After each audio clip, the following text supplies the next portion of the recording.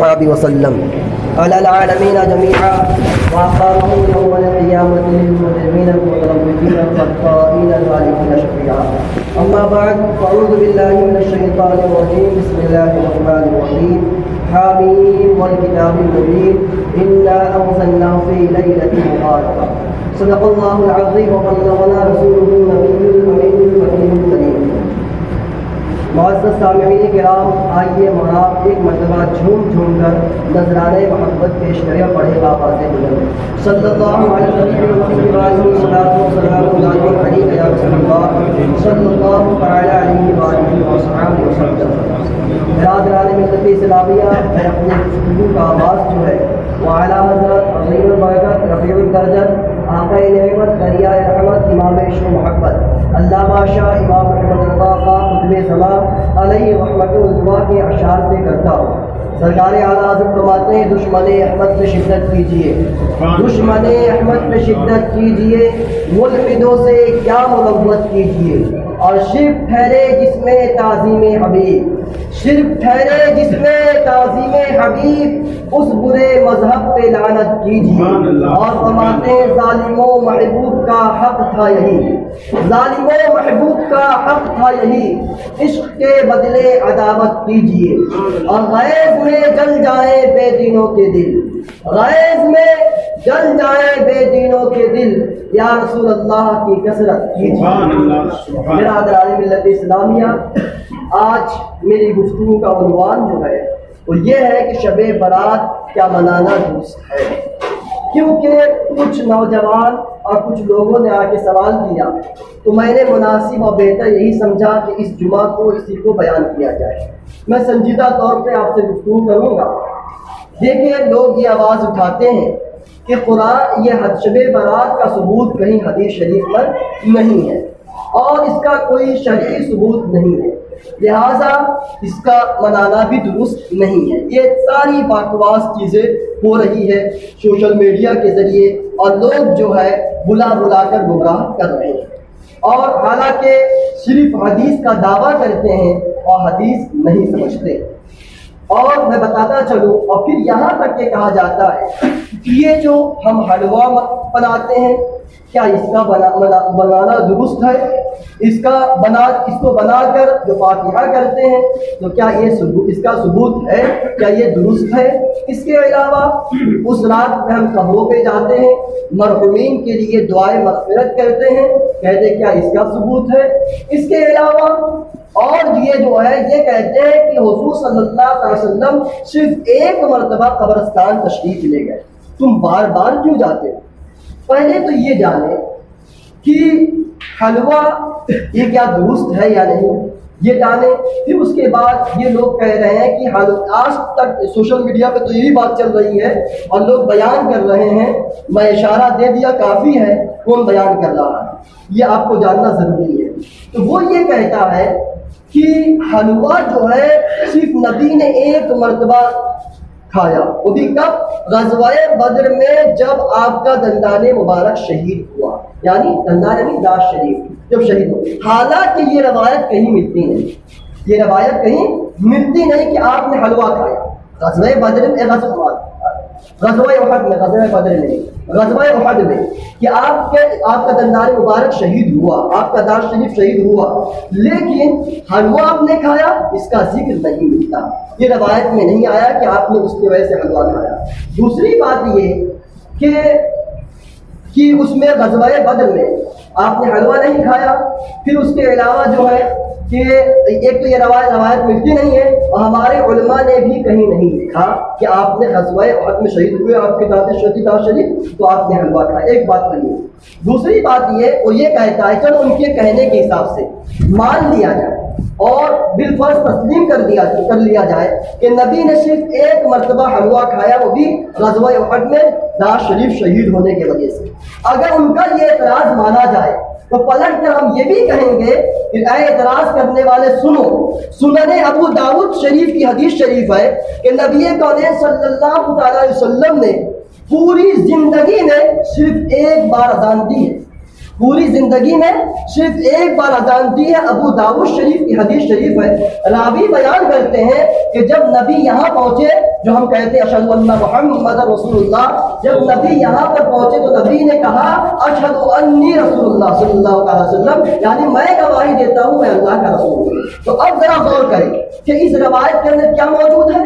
ابو داؤد کے اندر حدیث شریف کیا ہے کہ نبی نے زندگی میں صرف ایک مرتبہ اذان دی۔ تو جو یہ اعتراض کرتا ہے کہ نبی نے صرف ایک مرتبہ حلوہ کھایا اور صرف ایک مرتبہ قبرستان گئے، ان سے پلٹ کر یہ کہو کہ نبی نے صرف ایک مرتبہ اذان دی ہے، تم دن بھر میں 5 مرتبہ اذان کیوں دیتے ہو؟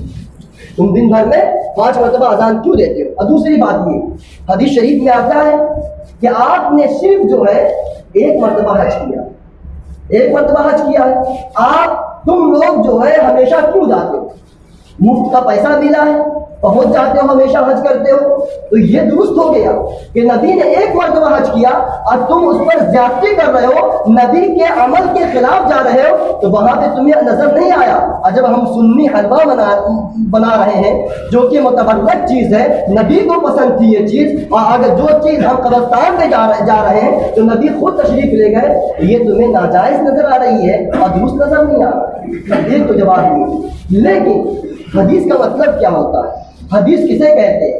اگر یہ کم سے کم مشکات المصابیح جو کتاب ہے اس کا مقدمہ پڑھ لے، جس کے اندر اصطلاحات احادیث طیبہ ہے، احادیث طیبہ کی تعریف ہے کہ حدیث کسے کہتے ہیں، حدیث کے کتنے اقسام ہیں، اگر اس پہ ہی نظر کر لے، لیکن حدیث وہی سمجھے گا جس کے اندر عشق رسول ہو۔ حدیث کی تعریف کیا ہے کہ حدیث اسے کہتے ہیں، حدیث نبی کریم صلی اللہ علیہ وسلم کے قول، فعل اور تقریر کو حدیث کہتے ہیں۔ یعنی نبی نے جو ارشاد فرمایا، نبی نے جو فرمایا وہ بھی حدیث ہے، اور نبی نے جو عمل کیا، جو کام کو انجام دیا، جن کاموں کو، وہ بھی حدیث ہے۔ اور نبی کی موجودگی میں صحابہ کرام نے جو کام کیا اور نبی نے اس پر ممانعت نہیں فرمائی، نبی نے منع نہیں فرمایا، وہ بھی حدیث ہے۔ گویا کی ابتداء حدیث کی 3 قسمیں ہو گئی۔ حدیثیں، ایک تو حدیث قولی جو حضور صلی اللہ علیہ وسلم نے فرمایا، دوسری حدیث کی قسم ابتداء وہ حدیث فعلی، یعنی جو نبی نے کیا، اور تیسری حدیث شریف کیا ہے؟ حدیث تقریری، اس کو حدیث سکوتی بھی کہتے ہیں، یعنی جس کو نبی کریم صلی اللہ علیہ وسلم کی موجودگی میں کوئی کام صحابہ نے کیا اور نبی نے منع نہیں فرمایا۔ تو یہ سب تمام حدیث ہے جو اس تعریف کے اندر میں آئے۔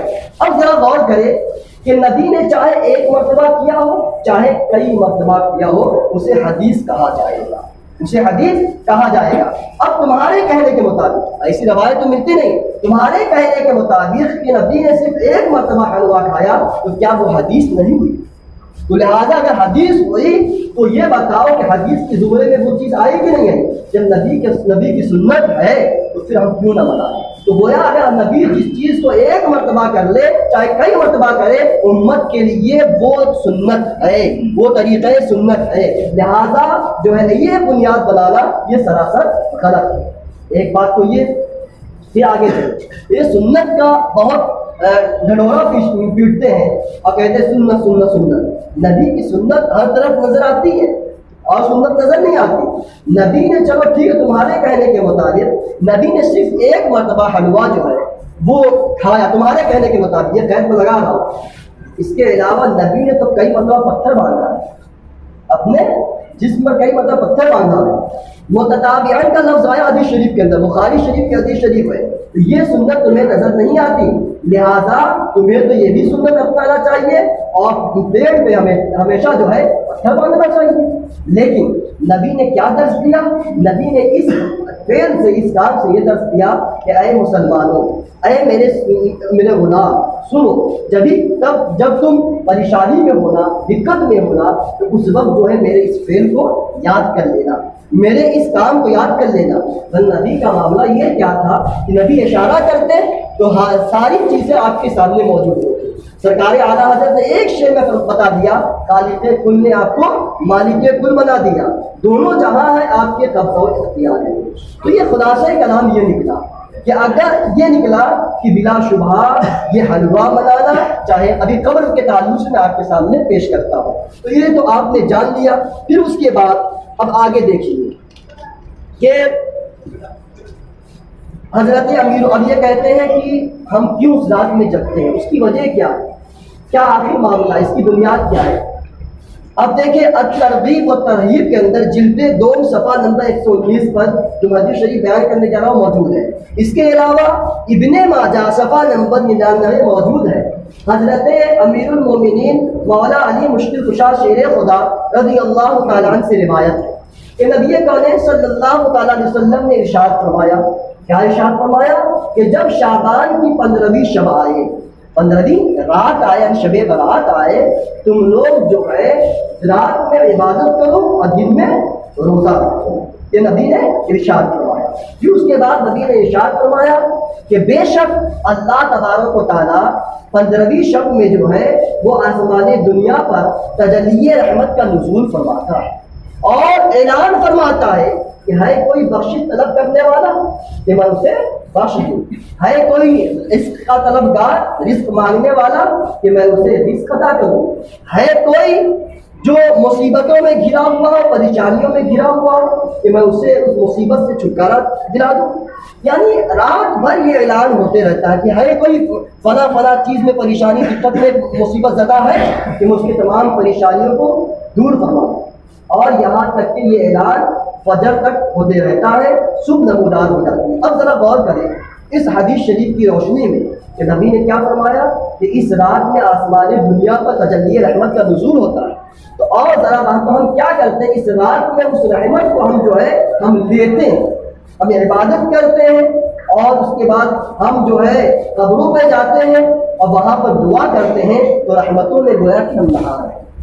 اور دیکھیں حضرت عائشہ صدیقہ رضی اللہ تعالیٰ عنہ جو کہ مومنوں کی ماں ہے، مومنوں کی ماں ہے، یہ اس سے پہلے یہ حدیث شریف سنا چکا ہوں، دوبارہ میں آپ کے گوش گزار کرتا ہوں، سماعت کریں، غور کریں کہ حضرت عائشہ فرماتی ہے کہ میرے باری کا دن تھا، یعنی کہ جو آپ کے ازواج مطہرات تھے، اہل بیت نے یہ ازواج مطہرات کی بیویاں تھیں، وہ باری حضور نے متعین کر رکھی تھی، ٹھیک ہے۔ تو حضرت عائشہ فرماتی ہے کہ ایک دن میری باری تھی، میں رات میں نبی کونین صلی اللہ علیہ وسلم کو میں نہیں پائی، اس کے بعد جو ہے پھر اب میں تلاش کرنے کے لیے نکلی۔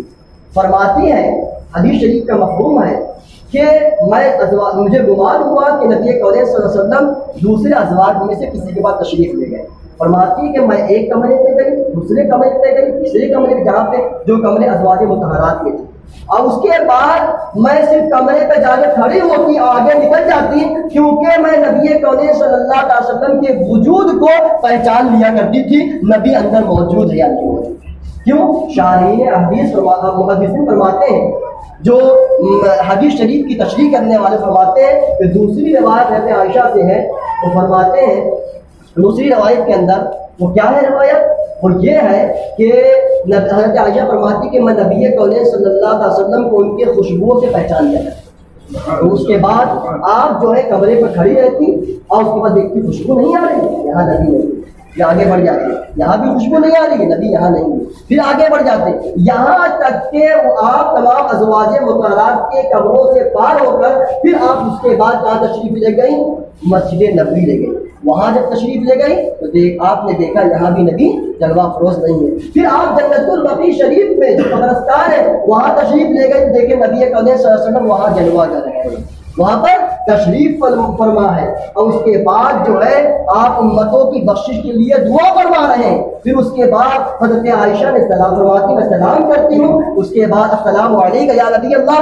پھر جواب آتا ہے، پھر اس کے بعد نبی کونین صلی اللہ علیہ وسلم نے ارشاد فرمایا، اے عائشہ کیا تم یہ خیال کرتی ہو، کیا یہ گمان کرتی ہو کہ اللہ اس کے رسول تمہارے ساتھ عدل نہ کریں گے، انصاف نہ کریں گے؟ اس کے بعد حضرت عائشہ فرماتی ہے یا رسول اللہ صلی اللہ علیہ وسلم میرا خیال یہ نہیں ہے، مجھے بس یہ گمان ہوا کہ آپ کسی ازواج میں سے کسی پاس تشریف لے گئے۔ پھر اس کے بعد نبی نے ارشاد فرمایا کہ اے عائشہ ابھی جبریل آئے تھے، انہوں نے کہا کہ ان اللہ عز وجل ينزل لیلۃ النصف من شعبان الى سماء الدنیا فیغفر لاکثر من عدد شعر غنم کلب، یعنی نبی نے ارشاد فرمایا کہ بے شک اللہ تبارک و تعالیٰ شعبان کی 15ویں شب میں جو ہے آسمان دنیا پر تجلی رحمت کا نزول فرماتا ہے، رحمتیں اتارتا ہے. آگے نبی فرماتے ہیں کہ فَيَغْفِرُ لِأَكْثَرَ مِنْ عَدَدِ شَعْرِ غَنَمِ كَلْبٍ، تو بنی کلب کے بکریوں کے بال کے برابر جو ہے اللہ تبارک و تعالیٰ لوگوں کی بخشش عطا فرماتا ہے. اب ذرا غور کریں، بنی کلب کیا تھا؟ بنی کلب ایک قبیلہ ہے، ٹھیک ہے، اور وہ بکریاں پالا کرتے تھے وہ لوگ، بھیڑ پالا کرتے تھے وہ لوگ. اور جب بتایا جاتا ہے، اہل عرب کہتے ہیں کہ جب وہ اپنی بکریوں کو، اپنے بھیڑوں کو جب پہاڑ پہ لے جایا کرتے تھے تو دور سے دیکھنے والا ایسا محسوس ہوتا تھا دیکھنے والے کو کہ پہاڑ پہ تمام بکریاں ہی بکریاں ہیں، تمام بھیڑ ہی بھیڑ. اب دیکھیں تو نبی نے کیا فرمایا کہ بنی کلب کے بکریوں کے بال سے زیادہ لعددی من اکثر من عدد، یعنی ان کے تعداد سے زیادہ اللہ تبارک تعالیٰ بخشش عطا فرماتا ہے. اب ذرا غور کریں کہ اس رات میں ہم کیا کرتے ہیں؟ ہم جاتے ہیں، اور اس سے یہ بھی ثابت ہوا کہ قبروں پہ جانا درست ہے اور ان کے لیے دعا کرنا درست ہے، یہ اس سے ثابت ہوا. لہذا جو اپنے مرحومین کو بخشوانا چاہتا ہے وہی نہ جائے گا، اور جس کا یہ ایمان ہوگا، عقیدہ ہوگا، وہی جائے گا اپنے مرحومین کے لیے دعا کرے گا. وہ جانتا ہی ہے کہ ہم دعا کریں یا کچھ بھی کریں پہنچنے والا نہیں ہے، اس لیے کہ وہ وسیلہ کا قائل ہی نہیں ہے. ہم تو وسیلے والے ہیں، اور جو درس قرآن نے دیا، جو حدیث نے دیا، اسی پر ہم عمل کرتے ہیں. اب دیکھیں حلوہ کی بات، وہ بات رہ گئی. اب کہتے ہیں حلوہ ہی کیوں پکاتے ہیں؟ حلوہ کی وجہ کیا ہے؟ اور ذرا غور کریں حلوہ کی وجہ کیا ہے. وہ ذرا غور کریں کہ حضرت عائشہ صدیقہ رضی اللہ تعالیٰ، جو حدیث شریف ابھی بیان کیا ہوں، جو لوگوں کی بخشش اللہ تبارک فرماتا ہے بنی کلب سے بکری زیادہ، یہ حدیث شریف دیکھیں کن لوگوں نے لیا ہے. تو بیان کیا جاتا ہے کہ امام ترمذی نے اس حدیث کو لیا، جامع ترمذی کے اندر جلد نمبر اول صفحہ نمبر 56. اور اسی حدیث کو جب امام ابن ماجہ نے لیا تو انہوں نے بھی اس کو رکھا اور جو ہے صفحہ نمبر 100 پہ رکھا. امام احمد بن حنبل نے اس حدیث کو لکھا تو ان کی یہ جو حدیث شریف ہے وہ جلد امام احمد بن حنبل کی کتاب جلد 6 صفحہ نمبر 238 میں موجود ہے. پھر اس کے بعد امام ابن شیبہ نے جب اس حدیث کو لیا انہوں نے بھی اس حدیث کو رکھا. جو امام ابن شیبہ کون ہے؟ امام بخاری اور امام مسلم کے استاد ہیں. انہوں نے بھی اس حدیث کو رکھا اور یہ حدیث ان کی کتاب جلد اول صفحہ نمبر 237 میں موجود ہے. شعب الایمان کے اندر ہی موجود ہے، جس کو امام بیہقی نے شعب الایمان میں رکھا جلد نمبر 3 صفحہ نمبر 279 پر. تو ذرا غور کریں کہ کیا ان محدثین کرام نے جب اس احادیث طیبہ کو ان حدیث شریف کو رکھا کیا غلط رکھا؟ ہمیں درس دیا، سبق دیا، یہ درست ہے ایسا کرنا. اور پھر دوسری بات جو حلوے کی بات، ہم حلوہ کیوں رکھتے ہیں؟ حلوہ کی وجہ کیا ہے؟ حضرت بخاری کے اندر یہ حدیث شریف موجود ہے، اور اس کے علاوہ کتاب الاطعمہ، جو یہ سنن ابن ماجہ کے اندر کتاب الاطعمہ ہے. کتاب یعنی کہ جو محدثین ہوتے ہیں، چاہے اس کے علاوہ جو فقہ کی کتابوں میں ہوتا ہے کتاب مانا جاتا ہے، کتاب الطہارت، کتاب الصلاۃ. مثلا اس کو یہ سمجھو، آپ لوگ سمجھے کہ جیسے لکھنؤ ہے، لکھنؤ بولے تب لکھنؤ کے اندر بالا گنج بھی آ گیا، ٹھاکر گنج بھی آ گیا، اور اس کے ٹیڑھی پلیا، اندرا نگر، ہر چیز، ساری جتنی بھی لکھنؤ میں چیزیں ہیں یا جگہ ہیں وہ ساری چیزیں آ گئی.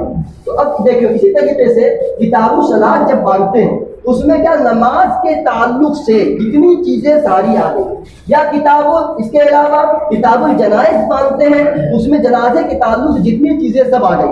اب اس کے وجہ طریقے سے لکھنؤ کے نیچے بالا گنج، ٹھاکر گنج وغیرہ آیا. اسی طریقے سے کتاب کے نیچے جب باب باندھتے ہیں اس میں یہ بتایا جاتا ہے کہ نماز کی سنتیں یہ ہیں، نماز کے نوافل یہ ہیں، نماز کے سنت یہ ہے. یہ آپ کو میں مثال دینے کے لیے سمجھایا. اسی طریقے سے کتاب الاطعمہ یعنی کھانے پینے کا بیان سنن ابن ماجہ کے اندر موجود ہے. پھر اس میں جب ابن ماجہ نے جب باب باندھا تو اس باب کا نام ہی رکھا باب الحلوہ. کیا رکھا؟ باب الحلوہ، یعنی حلوہ کا باب. پھر اس کے بعد روایت کرتے ہیں کہ ان عائشہ قالت کان رسول اللہ صلی اللہ علیہ وسلم یحب الحلوہ والعسل، یعنی حضرت عائشہ صدیقہ رضی اللہ تعالیٰ عنہا سے روایت ہے کہ وہ فرماتی ہے کہ نبی کریم صلی اللہ علیہ وسلم کو حلوہ اور شہد بہت پسند تھا. اب بتائیے تو ہم وہ کام کرتے ہیں جو نبی کو سب سے زیادہ پسند تھا، اسی لیے ہم نے حلوہ کو متعین کیا اور اس پر ہم جو ہے فاتحہ گراتے ہیں۔ اور فاتحہ میں کیا کرتے ہیں؟ قرآن شریف کی آیت کریمہ پڑھتے ہیں، تو کیا آیت کریمہ پڑھنا کیا ناجائز ہے؟ نادرست ہے؟ اب یہ ان چیزوں سے ثابت ہو گیا کہ شب برات منانا، شب برات میں قبروں پر جانا اور شب برات میں اپنے محرومین کے لیے دعا کرنا، یہ بلا شبہ جائز، مستحب، مستحسن، باعث برکت و اجر ثواب ہے۔ اور یہ حلوہ نبی کو پسند۔ اب ذرا غور کریں، اگر وہ پڑھے ہو تب تو جانے۔ اب ذرا غور کرے کہ حضرت عائشہ اب پسند کسے کہتے ہیں؟ وہ کہتا ہے کہ نبی صرف ایک مرتبہ کھائے۔ اگر کوئی انسان کسی چیز کو ایک مرتبہ کھائے گا زندگی میں تو کیا اسے پسند کہا جائے گا؟ اپنی عقل کے حساب سے کہیں پسند کہا جائے گا؟ اگر ایک مرتبہ زندگی میں کھائے تو نہیں کہا جائے گا۔ تو گویا کہ حضرت عائشہ نے فرما کے بتا دیا کہ نبی کئی مرتبہ کھائے، کئی مرتبہ کھائے۔ پھر دوسری بات، لفظ یحبو آیا، اور لفظ یحبو صرف نہیں آیا، اس کے اوپر لفظ کانا آیا۔ اس کو بھی سمجھے یوں کہ لفظ یحبو جو ہے فعل مضارع اس کو بولتے ہیں عربی گرامر میں، تو اس میں فعل حال اور فعل مضارع دونوں کا معنی پایا جاتا ہے، یعنی پریزنٹ اور اس کے علاوہ جو فیوچر دونوں کا معنی اس فعل مضارع کے اندر پایا جاتا ہے۔ لیکن جب اسی فعل پر فعل مضارع پر کانا داخل ہوتا ہے تو وہ استمرار کا فائدہ لیتا ہے، یعنی دائمی چیز کو بتاتا ہے۔ تو اس میں حضرت عائشہ نے لفظ کانا کو داخل کر حکم پر یہ فرما دیا کہ نبی جو ہے ہمیشہ حلوہ کھایا کرتے۔ اب ذرا غور کریں، تبھی تو ہم اعلیٰ حضرت کی زبان میں کہتے ہیں عقل ہوتی تو خدا سے نہ لڑائی لیتے، عقل ہوتی تو خدا سے نہ لڑائی لیتے، ایک ہٹائے اسے منصور بڑھانا دینا۔ اللہ تبارک تعالیٰ کی بارگاہ میں دعا ہے کہ ہم سب کو حق سمجھنے، حق جاننے کی توفیق عطا فرمائے، اور یہ شگوفہ چھوڑنے والوں سے پرہیز عطا فرمائے۔ اور یہ کہتا ہے، ایک بات اور سن لے کہ دن متعین کیوں کر دی ہے؟ تو دن متعین کرنا، ارے تو یہ تو قرآن و حدیث سے ثابت ہے، میں اس سے پہلے گفتگو کر چکا ہوں، حج کا دن متعین ہے، بقرعید کا متعین ہے، تو اب یہ جو متعین شریعت نے متعین کیا تو ہم کیوں نہ کریں؟ پھر دوسری بات الٹا انہیں سے کہو، ایک بس ایسے بہت ساری مثالیں، ایک مثال رکھے کہ تمہارے ماں باپ کی شادی ہوئی کہ نکاح کے لیے تمہارے ماں باپ نے دن متعین کیا کہ نہیں، وہ تو درست ہے، اور یہاں ہم شریعت مطہرہ پہ چلے یہ ناجائز ہو گیا، یہ درست ہو گیا۔ اپنی گفتگو کو یہیں پہ ختم کرتا ہوں کہ اللہ تبارک و تعالیٰ ہم سب کو حق سمجھنے کی توفیق عطا فرمائے۔ وما علینا الا البلاغ۔ السلام علیکم۔